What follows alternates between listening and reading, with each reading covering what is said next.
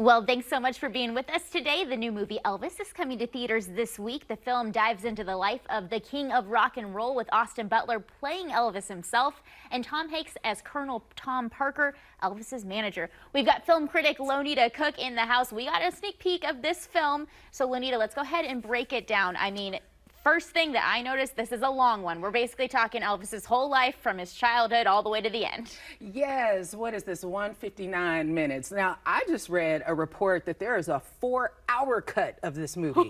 Yes, and here's the thing.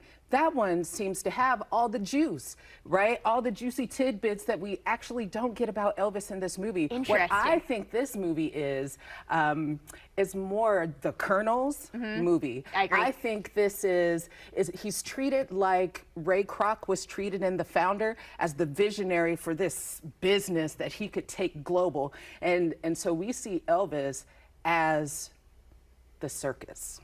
What did you think about this one? For you, what was the high point? What was the low point? Girl, you know the high point is Mr. Austin Butler. The man himself. The man himself.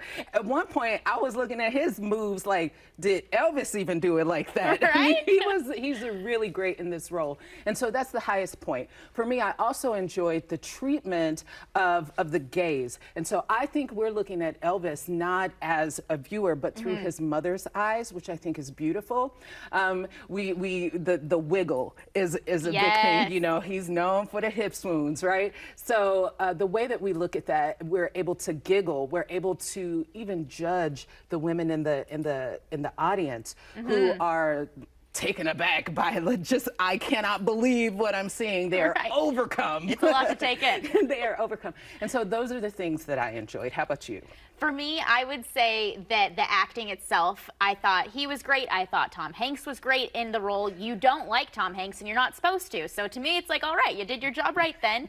I would say on the flip side of that, I think that this movie kind of lacks direction. I don't think it has a full identity. I don't think it knows exactly what it wants to be. You use the word identity, I use the word purpose. I'm not exactly sure what the purpose is. And then the other terrible, I won't say terrible thing, but curious thing is Baz Luhrmann also directed The Great Gatsby. Yes. And it was kind of panned for this huge, flashy, and he recreates that here. And so it's a curious thing why he would do that when it didn't do well in the other movie. And you can definitely tell the styles are so similar. I mean, not just the visual style, but then interweaving the hip hop. And I don't think that people are going to respond well to that. So. Yeah, that is the interesting thing. If you look at the soundtrack, it's going to have quite the mix on it. And some people I know are really excited about that. But the way that they pop in those modern day songs, to me, just seemed random throughout the movie. Like it didn't make sense. My biggest thing that I'm waiting to hear that I would like to see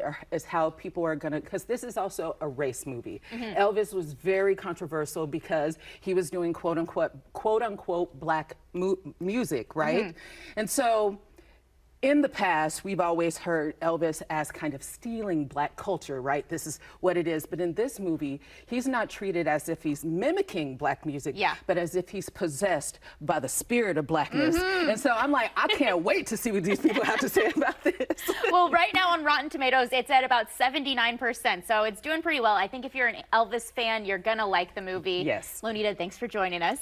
Pleasure as always. And of course, we actually want you to head on over to our KCTV5 Instagram page. We've got a poll going on there right now to pick the best Elvis song of all time. Currently, Can't Help Falling in Love is in first place. Fun fact, I walked down the aisle to that song. Ooh.